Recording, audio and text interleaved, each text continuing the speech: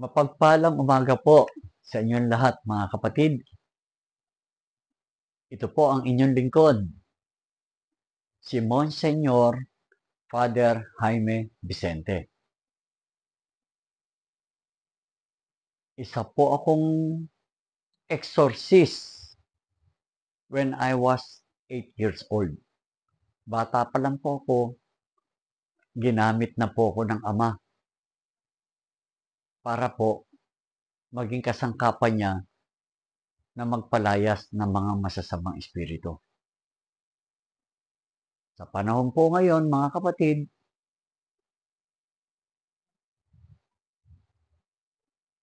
ang mensahe sa akin, anak, ituro mo na sa iyong mga kapatid ang kaalaman na ipinagkatiwala ko sa iyo.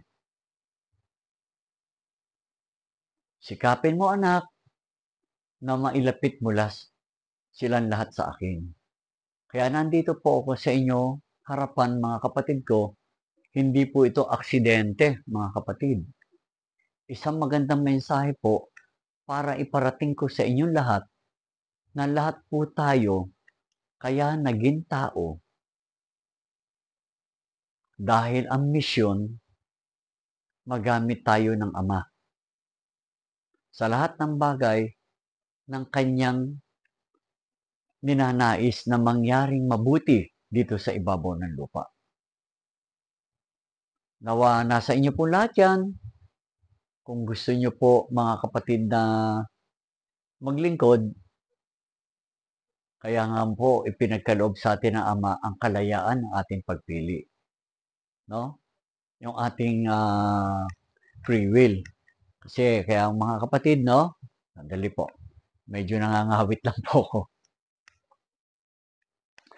Kaya po, mga kapatid ko, gusto ko pong iparating sa inyong lahat na sikapin natin na maging part sa mga ginagawa ng Ama. Dahil po mga kapatid ko, makikibahagi tayo ng gawain. Sisikapin natin tumulong sa mga magagandang plano ng Ama dito sa ibabaw ng lupa. Kaya kita niyo pa nga po itong aking itong kwarto kong ito na ipinagkaloob ng Ama sa akin. Nilagyan ko rin po ito ng isang altar at saka luhuran po. Kaya mga kapatid ko, no? Pasensya na kayo, okay? This is our bed. Ayan po si Grace at saka upo yung aming larawan. At ito naman po, mga kapatid, yung aking lugar para po makapagdasal ako every morning, every night. Lagi po ako nagdadasal sa lugar na ito, mga kapatid. At naglagay din po ako ng isang magandang dasalan po. Ito po.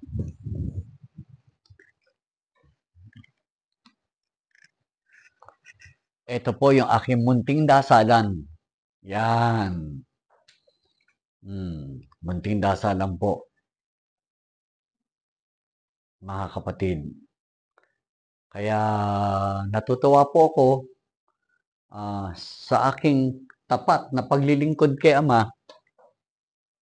Kahit na po anong gawin natin, si Ama po ang nagbibigay ng biyaya sa atin. Dahil sinabi po ng Amang Diyos na makapangyarihan sa lahat, sumunod kayo sa akin. At huwag kayong mag-alala, mga kapatid. Sinabi ng Ama, I will prosper you 7,777 times. Kaya mamaya po, mga kapatid ko, gagawa po ako ng isang video. No? After this po, mapapanood nyo po kung ang mga pamamaraan kung paano gagamitin ang sacramental tools. Ito po ay isang uri ng spiritual innovation of our God the Father Almighty. It has